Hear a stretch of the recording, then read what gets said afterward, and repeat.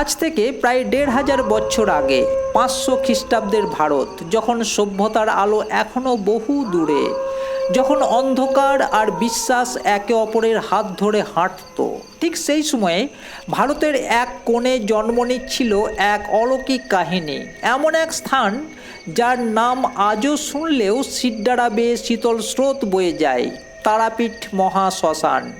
আজ আমরা ফিরে যাব সেই সুদূর অতীতে, যখন তারাপীঠ শুধু একটি শ্মশান ছিল না, এটি ছিল এক জীবন্ত তন্ত্র সাধনার কেন্দ্র, যেখানে মৃত্যু ছিল না শেষ, মৃত্যুই ছিল শুরু। কল্পনা করুন সেই সময়ের দৃশ্য।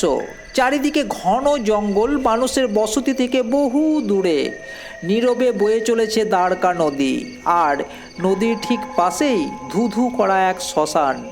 দিনের আলোয় যেখানে সাধারণ মানুষ পা রাখতে সাহস পেত না, কিন্তু রাত্রি নামলেই চিত্রটা সম্পূর্ণ বদলে যেত।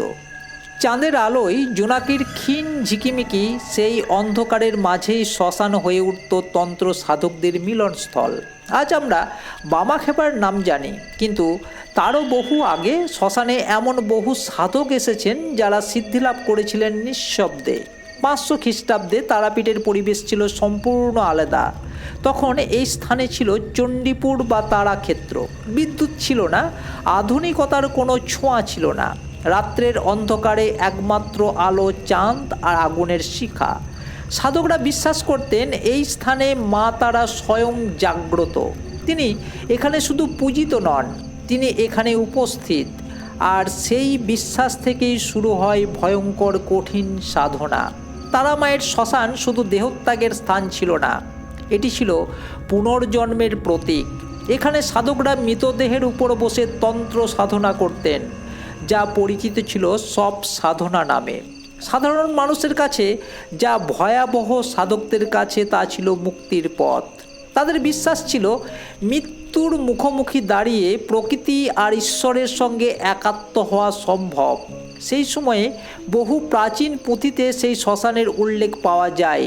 লেখা আছে কিভাবে সাধকরা তন্ত্র মন্ত্রের মাধ্যমে অলৌকিক শক্তি অর্জন করতেন। তাদের বিশ্বাস ছিল মা তারা তাদের সব ইচ্ছা পূরণ করতেন, কিন্তু শুধুমাত্র তাদেরই, যারা ভয়কে জয় করতে পারেন। লোককথায় শোনা যায় রাত গভীর হলে শ্মশানে সব অদ্ভুত ঘটনা ঘটত। প্রেতাত্মা, যোগিনী, ডাকিনী তাদের আনাগোনা ছিল বলে প্রচলিত ছিল।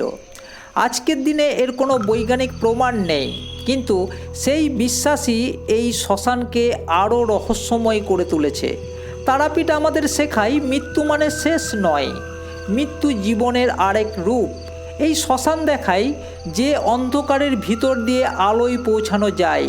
আজও ১৫০০ বছর পর তারাপীঠের সেই শ্মশান নিজের মহিমা হারায়নি। সময় বদলেছে, সভ্যতা বদলেছে, কিন্তু এই স্থানের আধ্যাত্মিক শক্তি আজও মানুষকে টানে, ডাকে নিঃশব্দে। ৫০০ খ্রিস্টাব্দের সেই রহস্যময় শ্মশান থেকে আজকের তারাপীঠ, এই যাত্রা শুধু ইতিহাস নয়, এ এক অলৌকিক অনুভব, এক বিশ্বাসের উত্তরাধিকার। তারামায়ের শ্মশান চিরকাল আমাদের মনে এক অদ্ভুত প্রশ্ন জাগিয়ে তোলে। মৃত্যু কি সত্যিই শেষ, নাকি সেটাই মুক্তির প্রথম দরজা? কমেন্টে অবশ্যই লিখবেন জয় মা তারা। ভিডিওটা প্রথম থেকে শেষ পর্যন্ত দেখার জন্য অসংখ্য ধন্যবাদ।